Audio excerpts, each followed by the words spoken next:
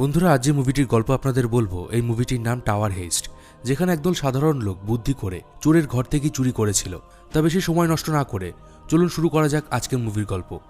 মুভির শুরুতে আমরা একটি বিশাল বড় টাওয়ার দেখতে পাই। এই টাওয়ারের একদম উপরে একটা সুইমিং পুল ছিল, যেখানে একটা লোক স্নান করছিল। এই লোকটার নাম ছিল আর্থার, আর এই লোকটাই ছিল এই বিশাল টাওয়ারের মালিক। টাওয়ারটা ছিল আমেরিকার সব থেকে দামি টাওয়ারের মধ্যে একটা। এখানে এক একটা ফ্ল্যাটের দাম ছিল ৮০ থেকে ৯০ কোটি টাকা। অন্যদিকে আমরা যশকে দেখতে পাই, যে এই টাওয়ারের সিকিউরিটি হেড ছিল। সে প্রায় ১০ বছর ধরে এই টাওয়ারে কাজ করত। যশের সাথে টাওয়ারের মালিক আর্থারের ভালো সম্পর্ক ছিল। তারা মাঝে মধ্যে একসাথে অনলাইনে দাবা খেলত। যশ রোজ সকালে টাওয়ারে কাজের জন্য বেরিয়ে পড়ত, তবে রাস্তায় প্রতিদিন তাকে একটা লোক নানাভাবে বিরক্ত করত। এই লোকটার নাম ছিল স্লাইডার, যে একটু গুন্ডা টাইপের ছিল। তবে যশ ছিল খুবই শান্ত প্রকৃতির, তাই সে কারোর সাথে খুব একটা ঝামেলায় জড়াতো না। কিছুক্ষণ পর দ্য টাওয়ার নামের সেই বিল্ডিংয়ের সামনে আর্থারের সাথে যশের দেখা হয়। আর্থার জানায় সে একটা নতুন হোটেল খুলতে যাচ্ছে। যেহেতু যশ একজন ভালো লোক ছিল, তাই সে যশকে সেই হোটেলের ম্যানেজার হিসাবে চাকরি করতে বলে। যশ বলে, যদি আমার বন্ধু লেস্টারকে ওই হোটেলে চাকরি দেন তাহলেই আমি এই অফারে রাজি হব। লেস্টার হলো দ্য টাওয়ার হোটেলের দারোয়ান। এরপর যশ টাওয়ারে ঢুকে যায়। একটু পর তার বস সাইমন এসে তাকে জিজ্ঞাসা করে চার্লি কোথায়, সে এখনও অফিসে আসেনি কেন। যশ বলে ও হয়তো জ্যামে ফেসে গেছে, কিছুক্ষণের মধ্যেই ঢুকে যাবে। এমন সময় সেখানে একজনের ফোন বেজে ওঠে। তখন সাইমন তাকে বলে ফোনটা হলো এনরিকের, আর সে এই টাওয়ারের নতুন লিফট অপারেটর। যশ এনরিককে বুঝিয়ে দেয় এই টাওয়ার হলো এই শহরের সবথেকে দামি টাওয়ার, আর এই টাওয়ারের সিকিউরিটি মেনটেন করার দায়িত্ব তাদের সবার। এরপর দেখা যায় রিসেপশনে চার্লি এসে গেছে।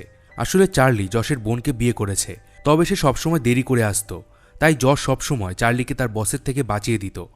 চার্লি বলে, আমার ওয়াইফ প্রেগনেন্ট, তার শরীর খুব খারাপ, তাই আমার অফিসে আসতে লেট হয়ে গেছে। এরপর যশ তার বসের সাথে দেখা করতে যায়।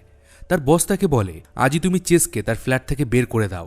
যশ চেসের কাছে গিয়ে জানতে পারে সে এখন নিঃস্ব হয়ে গেছে, কারণ তার ওয়াইফ তাকে ধোঁকা দিয়ে তার সমস্ত টাকা ও সম্পত্তি নিজের নামে লিখিয়ে নিয়েছে। এমনকি তার এই ফ্ল্যাটটাও আজ ব্যাংকের লোকেরা দখল করতে আসবে। এটা শুনে যশের খুব খারাপ লাগে। সে বলে, আজকে আমি সিকিউরিটিদের বলে লিফটগুলো সব বন্ধ করিয়ে রাখবো, ব্যাংকের লোকেরা এখন ঢুকবে না, তুমি টেনশন করো না। এখানে আমরা বুঝতে পারি যশ এমন একজন মানুষ যে সবাইকে হেল্প করতে চায়। সেদিন অফিস থেকে বাড়ি ফেরার সময় যশের সাথে লেস্টারের দেখা হয়। লেস্টার বলে, আমি কিছুদিনের মধ্যে রিটায়ার্ড করব, তারপর আমি সারা বিশ্বে ঘুরে বেড়াবো। আর এই কাজের জন্য যশ তাকে উইশ করে। পরদিন যশ টাওয়ারে ঢোকার সময় দেখে টাওয়ারের সামনে একটা কালো রঙের গাড়ি দাঁড়িয়ে আছে। এটা দেখে যশের একটু সন্দেহ হয়। একটু পরে যশ দেখে সেই গাড়ি থেকে ৪ জন লোক নিচে নামছে, আর তাদের হাতে বন্দুক আছে। এটা দেখে যশ লেস্টারকে টাওয়ারে সব দরজা বন্ধ করে দিতে বলে। সেভাবে নিশ্চয়ই আজ টাওয়ারে কোনো ডাকাতি হবে। অফিসে ঢুকে যশ সিসিটিভি কন্ট্রোল রুমে চলে যায়। একটু পরে যশ দেখতে পায় বিল্ডিংয়ের বেসমেন্টে লন্ড্রি সার্ভিসের গাড়িটা পার্ক করে রাখা আছে। তারা দেখতে পায় সেই লোকগুলো আর্থারকে, মানে এই বিল্ডিংয়ের যে মালিক ছিল, তাকে জোর করে গাড়িতে ওঠাচ্ছে। যশ বুঝে যায় আর্থারকে কিডন্যাপ করা হচ্ছে। এবার যশ সেই গাড়িটার পিছনে দৌড়াতে থাকে, কিন্তু কিছু দূর যাওয়ার পরে সে ধাক্কা খেয়ে মাটিতে পড়ে যায়, আর তার সামনে একটি মেয়ে চলে আসে। এই মেয়েটির নাম ছিল ক্লারা, আর সে ছিল একজন FBI এজেন্ট। ওদিকে সেই লন্ড্রি ভ্যানটা টার্ন করতে গিয়ে উল্টে যায়। একটু পরে সেখানে FBI এর সিকিউরিটি ফোর্স চলে আসে, আর আর্থারকে তারা গ্রেপ্তার করে নেয়। যশ সেই কাজে বাধা দিতে গেলে ক্লারা বলে, আর্থার তার নিজের কোম্পানির শেয়ার নিয়ে অনেক বড় একটা ফ্রড করেছে, তাই সে পালিয়ে যাওয়ার চেষ্টা করছিল, আর এই কারণে আমরা ওকে গ্রেপ্তার করেছি। এখানে আর্থারের আসল রূপ বেরিয়ে আসে। সে এবার যশের সাথে খারাপ ব্যবহার করে আর বলে, তুমি আমার সুইমিং পুলটা ঢেকে রাখবে, আর তুমি যদি ঠিকঠাকভাবে কাজ না করো তোমাকে আমি চাকরি থেকে বের করে দেব। আর্থারের কথা মতো যশ সেই রাতে তার সুইমিং পুল ঢেকে দেয়। পরদিন সকালে যশ টাওয়ারে গিয়ে স্টাফদের নিয়ে একটা মিটিং করে। সে সবাইকে জানায় কয়েক বছর আগে আর্থার এই টাওয়ারের সব স্টাফদের PF ম্যানেজ করত। সে তাদের PF ডবল করে দেওয়ার দায়িত্ব নিয়েছিল, আর যশ নিজেই আর্থারকে এই কাজ করার দায়িত্ব দিয়েছিল। এটা শুনে সব স্টাফদের মন খারাপ হয়ে যায়, কারণ আর্থার অনেক বড় একটা ফ্রড করেছিল, যার কারণে সে দেউলিয়া হয়ে গিয়েছিল। এর মানে ওই অফিসে কাজ করা কেউ তাদের জমানো টাকা ফেরত পাবে না। পরদিন আর্থারকে $10 মিলিয়ন ফাইন করা হয়, আর তাকে বেল দিয়ে দেওয়া হয়। আর্থার গাড়ি থেকে নেমে টাওয়ারে ঢুকে পড়ে। ক্লারাও সেখানে ছিল। যশকে সে বলে, কোর্টের রায় অনুযায়ী আজ থেকে আর্থার তার অ্যাপার্টমেন্টে হাউস অ্যারেস্ট হয়ে থাকবে, আর FBI এজেন্টরা তার উপরে নজর রাখবে, আর আমার পারমিশন ছাড়া কেউ ওই পেন্ট হাউসে ঢুকতে পারবে না বা ওখান থেকে বেরাতে পারবে না। আর্থারের ফ্ল্যাটে একটা দামি গাড়ি দেখতে পেয়ে ক্লারা জিজ্ঞাসা করে, এত উপরে এই গাড়িটা উঠল কিভাবে? আর্থার বলে, এটা আমার সবথেকে পছন্দের গাড়ি, আর এর সমস্ত পার্টস এখানে আলাদাভাবে এনে অ্যাসেম্বল করা হয়েছে। ফ্ল্যাট থেকে নিচে নামার সময় যশ ক্লারাকে জিজ্ঞাসা করে পিএফ এর টাকা সবাই কবে ফেরত পাবে। ক্লারা তখন জানিয়ে দেয় যে আর্থার দোষী, সে সমস্ত পিএফ এর টাকা তার নিজের শেয়ারে লাগিয়েছিল, তাই ওই টাকা ফিরে পাওয়া আর সম্ভব নয়। যশের মন খারাপ হয়ে যায়। বাড়ি যাওয়ার সময় সে দেখতে পায় স্লাইডারকে চুরির অপরাধে গ্রেপ্তার করে নিয়ে যাওয়া হচ্ছে। স্লাইডার যশকে হেল্প করতে বলে, কিন্তু যশ না শোনার ভান করে সেখান থেকে চলে যায়। যশ সেদিনকার রাতেবেলায় ঘুমাতে যাচ্ছিল, এমন সময় তার ফোন বেজে ওঠে। ফোনের ওপাশ থেকে চার্লি বলে লেস্টার সুইসাইড করতে যাচ্ছিল, তবে শেষ মুহূর্তে একজন তাকে বাঁচিয়ে নিয়েছে, এখন সে হসপিটালে আছে। এটা শুনে যশ তখনই হসপিটালে চলে যায়। লেস্টার বেডে শুয়েছিল। সে বলে সারা জীবনের সেভিংস আমি আর্থারের কাছে জমা রেখেছিলাম, কিন্তু আজ আমি নিঃস্ব, মরে যাওয়া ছাড়া আমার আর কোনো উপায় ছিল না, তাই আমি এই কাজ করেছি। যশ তাকে বলে চিন্তা করো না, আমি তোমার সব টাকা ফিরিয়ে দেব। যশের মাথা গরম হয়ে যায়। সে তখনই আর্থারের কাছে যাচ্ছিল, তবে চার্লি তাকে বাধা দেয়। এমন সময় সেখানে তারা চেসকে দেখতে পায়। চেস সেই ফ্ল্যাট ছেড়ে চলে যাচ্ছিল। আর্থারকে নিয়ে যখন তাদের মধ্যে কথা হচ্ছিল, তখন চেস বলে আমার কিছু টাকা শেয়ার মার্কেটে রাখা ছিল, আর আর্থার প্রায় 9 থেকে 10 মাস আগেই জানতে পেরেছিল যে তার সব টাকা ডুবতে বসেছে। এটা শুনে যশ তাকে জিজ্ঞাসা করে তাহলে সে এর পরেও কেন লোকের থেকে টাকা তুলেছিল। এটা শুনে চেস বলে আর্থার চেয়েছিল যেন কেউ তাকে সন্দেহ না করে যে তার কোম্পানি লসে চলছে। এরপর যশ আর্থারের কাছে যায় আর লেস্টারের সব টাকা ফেরত দিতে বলে। আর্থার বলে লেস্টার নিজেই তার কাছে টাকা রাখতে দিয়েছে, সুতরাং এখানে তার করার মতো কিছুই নেই। এটা শুনে যশের মাথা গরম হয়ে যায়। সে একটা হকি স্টিক তুলে নেয় আর সেটা দিয়ে আর্থারের গাড়ির সব কাঁচ ভেঙে দেয়। এদিকে এই খবর জানতে পেরে তাদের ম্যানেজার তাদেরকে ডেকে পাঠায়। চার্লি, এনরিক আর যশকে তাদের ম্যানেজার চাকরি থেকে বের করে দেয় তাদের খারাপ ব্যবহারের জন্য। যশ যখন শেষবারের মতো অফিস থেকে বের হয়ে আসছিল, তখন সেখানকার সব স্টাফদের মন খারাপ হয়ে যায়। আসলে যশ খুব ভালো মনের মানুষ ছিল, সে সবার অনেক হেল্প করত। বাইরে বেরিয়ে চার্লির সাথে যশের ঝামেলা হয়ে যায়, কারণ তার জন্যই চার্লি চাকরি চলে গিয়েছিল, আর তার ওয়াইফও এখন প্রেগনেন্ট, সুতরাং তার টাকার অনেক দরকার। মনের দুঃখে যশ একটা বারে যায়, আর সেখানে তার সাথে দেখা হয় ক্লারার, মানে সেই FBI এজেন্টের, যে আর্থারকে অ্যারেস্ট করেছিল। ক্লারাকে যশ একটা খাম দেয় আর বলে এটার মধ্যে আর্থারের অনেক ডকুমেন্ট আছে, যেটা ইনভেস্টিগেশনে তাদের অনেক হেল্প করবে। ক্লারা তাকে জানায় এসব ডকুমেন্টস অনেক আগে থেকেই তার কাছে আছে। যশ তখন ওখান থেকে চলে যাচ্ছিল, কিন্তু ক্লারা তাকে ড্রিঙ্ক অফার করে। যশ সেদিন একটু বেশি ড্রিঙ্ক করে ফেলেছিল। যশ তখন নেশার মধ্যে বলে আজ আমি নিজের দোষে আমার চাকরি হারিয়েছি। ক্লারাও নেশা করেছিল। সে বলে আমি সিসিটিভিতে দেখেছি যে তুমি আর্থারের গাড়ি ভেঙেছ, কিন্তু আমি তোমার উপর কোনো স্টেপ নেইনি। সে যশকে এটাও বলে গ্রেপ্তার হওয়ার 2 দিন আগে আর্থার $20 মিলিয়ন তার ব্যাংক থেকে তুলে নিয়েছিল। যদি যশ কোনোভাবে সেই টাকা খুঁজে বের করতে পারে, তাহলে সেই টাকা দিয়ে যশ সব স্টাফদের PF এর টাকা দিয়ে দিতে পারবে। এরপর যশ সেখান থেকে বেরিয়ে নিজের অফিসে চলে যায়, কারণ সেখানে তার কিছু দরকারি জিনিস ছিল। সেগুলোকে নিয়ে নাড়াচাড়া করার সময় যশ তার পকেটে একটি ডায়েরিতে কিছু নোটস দেখতে পায়। যশ সেটা দেখে বুঝতে পারে কয়েক বছর আগে আর্থারের অ্যাপার্টমেন্টে একটা লকার ডেলিভারি হয়েছিল। এটা দেখার পর সে মনে মনে কিছু একটা ভাবে। তারপর সে একটা লকারের শোরুমে ঢুকে কিছু লকার দেখতে থাকে। এরপর সেখান থেকে সে বেরিয়ে একে একে এনরিক, চার্লি এবং চেসের বাড়িতে যায় আর তাদের সঙ্গে দেখা করে। এর কিছুক্ষণ পরে তারা সবাই যশের বাড়িতে মিট করে। যশ তাদের বলে আমরা আর্থারের ফ্ল্যাট থেকে $20 মিলিয়ন চুরি করব, আর এই কাজে আমার তোমাদের সাহায্য দরকার। তখন চার্লি জানায় সে এই কাজে কোনো হেল্প করবে না, কারণ সেখানে সবথেকে অ্যাডভান্স সিকিউরিটি সিস্টেম লাগানো রয়েছে। চুরি করে সেখান থেকে পালানো পসিবল না। চেস জিজ্ঞাসা করে তুমি কিভাবে জানো যে সে ওই টাকাগুলো নিজের ফ্ল্যাটেই রেখেছে? তখন যশ বলে 10 বছর আগে আর্থার তার ফ্ল্যাট রিনোভেট করেছিল। অনেক টাকা খরচ করার পরেও সে তার রুমের মাঝখানের দেওয়ালটা ভাঙেনি। তাছাড়া সেই সময় সে একটা দামি লকারও কিনেছিল, সেটাকে পরে আর তার ফ্ল্যাটে কখনো দেখিনি। আমি নিশ্চিত আর্থার সেই টাকা ওই দেওয়ালের মধ্যে লকারের ভিতর লুকিয়ে রেখেছে, আর এই ব্যাপারটা FBI-রাও জানে না। এত কিছু শোনার পরেও চার্লি রাজি হয় না, আর সে ওখান থেকে চলে যেতে চায়। যশ তাকে বাধা দেয় আর বলে তোমাকে আমাদের সব থেকে বেশি দরকার। আসলে চার্লি ওই বিল্ডিংয়ে 10 বছর চাকরি করেছিল। তাছাড়া চার্লি যেহেতু রিসেপশনে থাকত, তাই সে ওই বিল্ডিংয়ের সমস্ত রুম এবং লিফটের সিকিউরিটি কোডগুলো জানত। তাই চুরি করে পালানোর সময় সব থেকে বেশি তাকে প্রয়োজন হবে। তখন চার্লি বলে আমরা তো কোনো চোর না, আমরা কিভাবে চুরি করব? যশ তখন বলে আমি একজনকে চিনি, সে চুরি করতে এক্সপার্ট, সেই আমাদেরকে এই প্ল্যানে হেল্প করবে। পরদিন যশ স্লাইডারকে জেল থেকে টাকা দিয়ে বেল করিয়ে নেয়। স্লাইডার এতদিন চুরির অপরাধে জেলে ছিল। যশ গাড়ির মধ্যে বসেই স্লাইডারকে তার প্ল্যানের কথা জানায় আর তারপর তাকে নিয়ে সোজা একটা মলে চলে আসে, যেখানে চার্লি, এনরিক এবং চেস ছিল। সবকিছু শুনে স্লাইডার বলে সে তাদের কোনো হেল্প করতে পারবে না। বেরিয়ে যাওয়ার সময় জস তাকে আটকায়, কারণ স্লাইডারকে ছাড়া এত বড় চুরি করা সম্ভব ছিল না। তখন স্লাইডার তাদেরকে একটা টাস্ক দেয়। সে বলে, তোমরা প্রত্যেকে যদি এই মল থেকে $50 কিছু জিনিস চুরি করে আনতে পারো, তাহলে আমি তোমাদের সাথে কাজ করতে রাজি হব। তারা সবাই রাজি হয়ে যায়, আর স্লাইডারের শর্ত অনুযায়ী তারা তাদের ওয়ালেট স্লাইডারের কাছে রেখে যায়। কিছুক্ষণের মধ্যেই তারা স্লাইডারের কাছে ফিরে আসে। চার্লি একটা ইয়াররিং চুরি করেছিল, এনরিক জুতো, চেস শার্ট, আর জশ ফিমেল আন্ডারওয়্যার চুরি করেছিল। স্লাইডার এটা দেখে খুশি হয়ে যায়। সে তাদের শর্তে রাজি হয়ে যায়। জশ বলে যেহেতু স্লাইডারও তাদের একজন পার্টনার, তাই তাকেও চুরি করতে হবে। স্লাইডার হাসে আর সবাইকে বলে, আমি অলরেডি তোমাদের ওয়ালেট থেকে $500 চুরি করে নিয়েছি। এটা শুনে তারা সবাই অবাক হয়ে যায়। জশ এবার তাদের বাড়িতে ফিরে আসে এবং তারা সবাই চুরির প্ল্যানিং করতে বসে পড়ে। এমন সময় ডোরবেল বাজে। চার্লি উকি মেরে দেখে যে বাইরে ক্লারা FBI এজেন্টদের নিয়ে এসেছে। তারা সবাই ভয় পেয়ে যায় আর যে যার মতো লুকিয়ে পড়ে।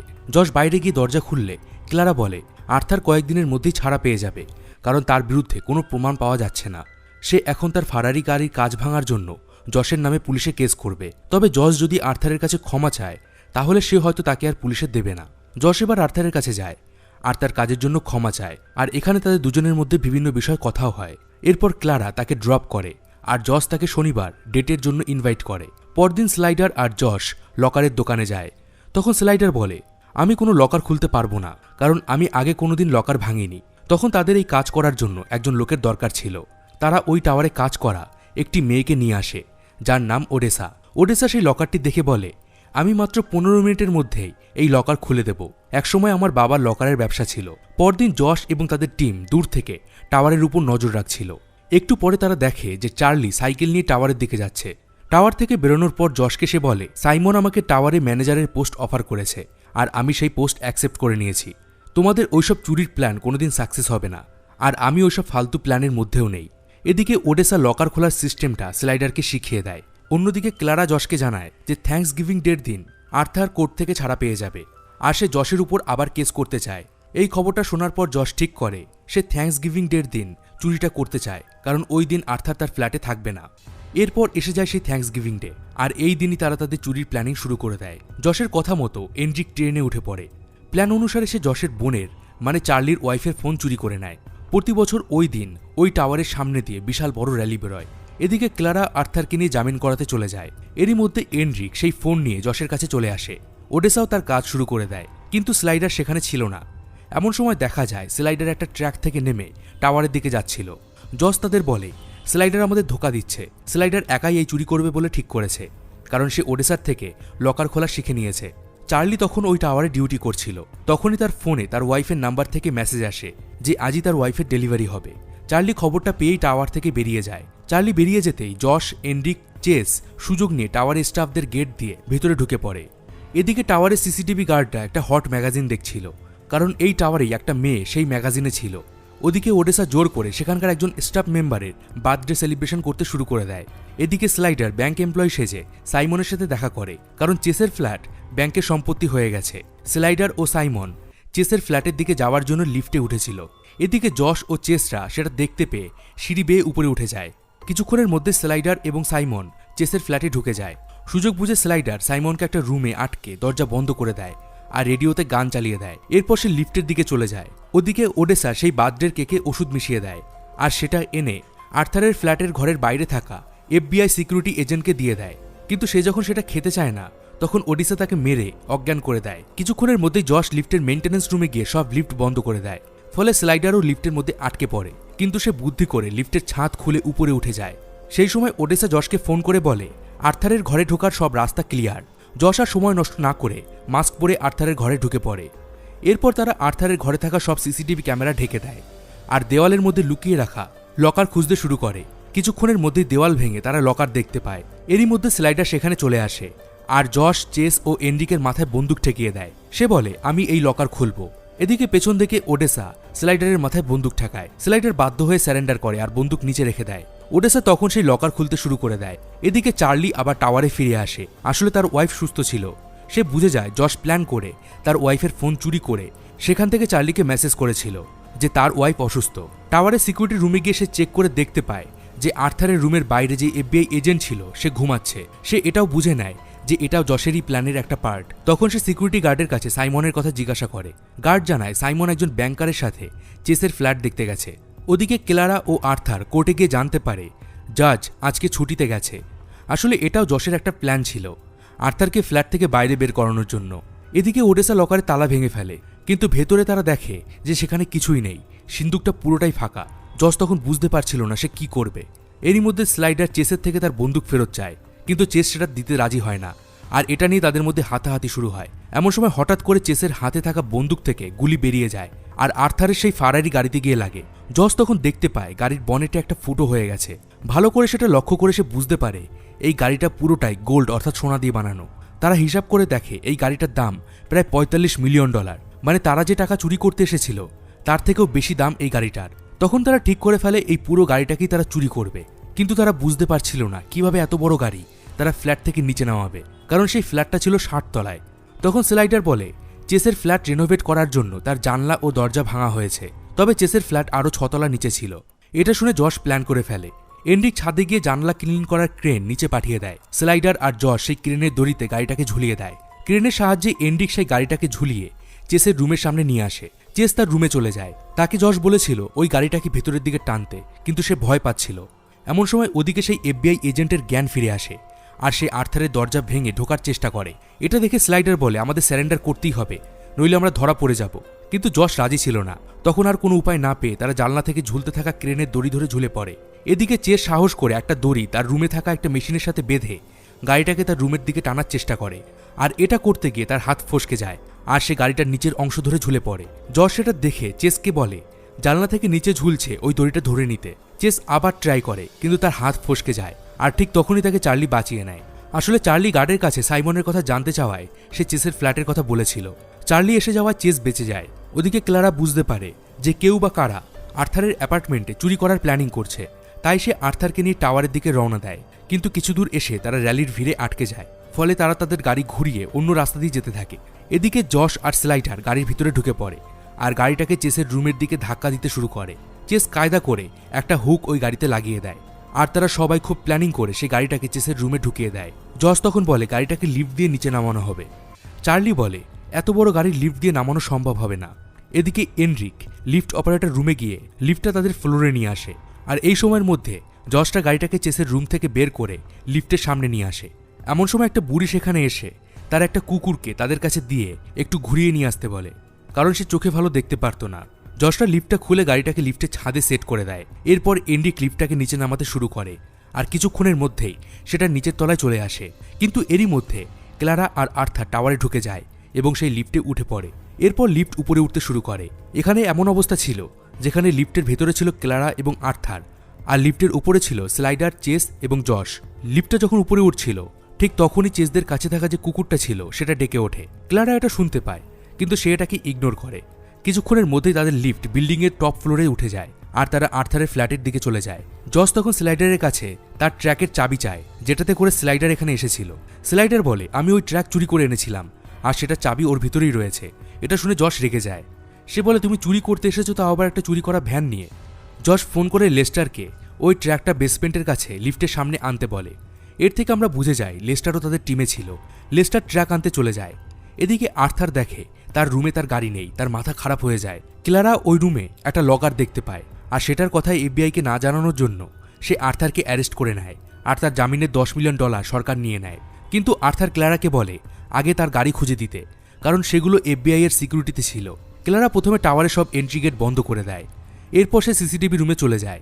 সেখানে সে দেখতে পায় গ্রাউন্ড ফ্লোরের লেস্টার একটা ট্র্যাক নিয়ে দাঁড়িয়ে আছে। ক্লারা লেস্টারের দিকে ছুটে যায়। লেস্টার বেসমেন্টের দরজা ভেঙে বাইরে বেরিয়ে যায় আর গাড়ি নিয়ে র্যালির মধ্যে ঢুকে পড়ে। ক্লারাও তার গাড়ি নিয়ে লেস্টারকে পিছু করে, কিন্তু কিছু দূর পরেই তারা সেই গাড়িটিকে আটকে দেয় আর দরজা খুলে তারা দেখতে পায় ট্র্যাকের পেছনে কিছুই নেই। অর্থাৎ ক্লারার অ্যাটেনশন ডাইভার্ট করার জন্য এটাও জশের একটা প্ল্যানিং ছিল। ক্লারা যখন লেস্টারকে গাড়ির কথা জিজ্ঞাসা করে তখন লেস্টার তাকে বলে আমি চুরির ব্যাপারে কিছুই জানি না, আমি ট্র্যাক চুরি করে সুইসাইড করতে যাচ্ছিলাম। এদিকে একে একে FBI এজেন্টরা চার্লি, এনরিক, ওডেসা আর চেসকে গ্রেপ্তার করে নেয়, আর এবার ক্লারা জশকেও গ্রেপ্তার করে নেয়। এখন আসল কথা হলো FBI-রা চেসদের গ্রেপ্তার করলো কিভাবে আর ওই ট্র্যাকে যদি গাড়ি না থাকে তাহলে সেটা কোথায় গেল? তাছাড়া এফবিআই স্লাইডারকে কেন গ্রেপ্তার করলো না? আসলে এফবিআই টাওয়ারের সিসিটিভি ফুটেজ থেকে জানতে পারে যে জশ, চেস, এনরিক আর চার্লি লুকিয়ে ওই টাওয়ারে ঢুকেছিল। এদিকে ওডেসা এফবিআই এজেন্টকে মেরেছিল, তাই তাকে অ্যারেস্ট করা হয়েছিল। কিন্তু স্লাইডার একজন সাধারণ মানুষ হিসাবে ঢুকেছিল, তাই তাকে গ্রেপ্তার করা হয়নি। এফবিআই তাদের সবাইকে এবং আর্থারকে একসাথে ইনভেস্টিগেশনের জন্য নিয়ে যাচ্ছিল। আর্থার তাদের বলছিল, আমার গাড়ি কিছুক্ষণের মধ্যেই এফবিআই খুঁজে বের করবে, আর তোমরা সবাই সেটা চুরির জন্য জেলে পচে মরবে। তখন জস তাকে বলে, আমরা তোমার গাড়ি থেকে তোমার ডায়েরি পেয়েছি, যেখানে তোমার সব বেআইনি কাজের প্রমাণ রয়েছে। এটা শুনে আর্থারের মুখ ফ্যাকাশে হয়ে যায়। সে ওই ডায়েরির বদলে জসদের $400 মিলিয়ন দেওয়ার অফার করে। কিন্তু চার্লি বলে, আমরা হোটেলে কোনো রকম টিপস নেই না। একটু পর ক্লারা জসের ইনভেস্টিগেশন শুরু করে। সে তার কাছে ওই গাড়ির ব্যাপারে জিজ্ঞাসা করছিল। এমন সময় সেখানে একজন মেয়ে আসে। আসলে সে ছিল জসের উকিল। এই মেয়েটা টাওয়ারে কাজ করত, আর কাজের ফাঁকে সে উকিল হওয়ার জন্য পড়াশোনা করত, আর এতে জস তাকে সাপোর্টও করত। আর মাত্র 7 দিন হয়েছে সে তার উকিল হওয়ার লাইসেন্স পেয়েছিল। সে ক্লারাকে বলে, আমার ক্লায়েন্ট কোনো গাড়ির ব্যাপারে জানে না। এটা বলে সে আর্থারের সেই ডায়েরিটা, যেটার মধ্যে সমস্ত বেআইনি কাজের প্রমাণ ছিল, সেটা ক্লারাকে দিয়ে দেয়। এই ডায়েরিতে $1000 মিলিয়ন বেশি বেআইনি সম্পত্তির হিসেব আছে। তখন সেই মেয়েটা বলে, আমি এই ডায়েরির বদলে এদের সবার জামিন চাই। ক্লারা তখন শর্ত অনুযায়ী সবাইকে জামিন করে দেয়, আর তারা 5 জন মুক্তি পেয়ে যায়। এদিকে আমরা দেখতে পাই চার্লিরা সেই রাতে আর্থারের ছাদের সুইমিং পুলের পাশে দাঁড়িয়ে আছে, আর পুলের ভেতরে সেই গাড়িটা রাখা আছে। আসলে লিফটটা যখন উপরে উঠছিল তখন তারা সেটা ছাদ ভেঙে গাড়িটাকে ছাদের সুইমিং পুলে নামিয়ে দিয়েছিল এবং পুলটাকে ঢেকে দিয়েছিল। ওদিকে আর্থারের বিরুদ্ধে প্রমাণ পাওয়ায় তাকে যাবজ্জীবন কারাদণ্ড দেওয়া হয়েছিল, আর তার বাকি জীবন জেলেই কাটাতে হবে। অন্যদিকে দেখা যায় টাওয়ারে কাজ করা সব স্টাফদের বাড়িতে পার্সেল পৌঁছে গেছে, আর তার মধ্যে ছিল সোনা দিয়ে বানানো গাড়ির সমস্ত পার্টস। এগুলো দেখে তারা সবাই খুব খুশি হয়ে যায়। তাদের যেমন সেভিংস ছিল ঠিক সেই হিসাবে তাদের কাছে গাড়ির পার্টসগুলো পৌঁছে গিয়েছিল। আর এভাবেই মুভিটা শেষ হয়ে যায়। বন্ধুরা, কেমন লাগলো এই মুভিটি আমাকে কমেন্ট বক্সে অবশ্যই জানান। এই মুভিটি আপনাদের কাছে দেখার একবার অনুরোধ রইল। এই মুভিটা যেমন দারুণ প্ল্যানিং করে চুরি করা হয়েছে, তেমন মুভিটা বেশ হাসিরও। তো ভিডিওটি ভালো লাগলে অবশ্যই একটি